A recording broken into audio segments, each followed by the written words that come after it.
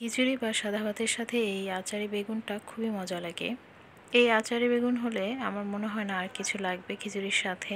আমি এখানে সরিষার তেলের মধ্যে বেগুন, হলুদ, মরিচ আগে থেকে মাখিয়ে রেখেছিলাম। এরপর তেলে ভেজে নেব। বেগুনগুলো ভাজা হয়ে গেছে, এখন এগুলো তুলে নেব। বেগুন ভাজার ওই তেলের মধ্যে কয়েকটা শুকনো মরিচ আর রসুন দিয়ে দিয়েছি।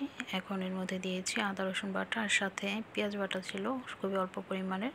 এরপর দিয়েছি ধনিয়ার বাটা আর জিরা বাটা, হলুদ আর মরিচের গুঁড়ো, লবণ। এখানে মশলার পরিমাণগুলো কিন্তু খুব অল্প পরিমাণে দিয়েছি। মশলা ভালোভাবে কষিয়ে নিব। মশলা কষানো হয়ে গেলে এরপর এখানে সামান্য পরিমাণে পানি দিয়ে দিয়েছি। এরপর ভেজে রাখা বেগুনগুলো এর মধ্যে দিয়ে দিব।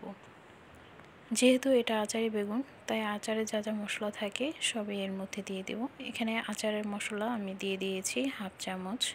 খুবই সুন্দর আচারে একটা ফ্লেভার আসছে। ঝোলটা যখন মাখা মাখা হয়ে যাবে সে পর্যায়ে আমি তুলে নেব। দেখতেই পাচ্ছেন এটা দেখে কেমন লোভনীয় হয়েছে, ট্রাই করতে পারেন।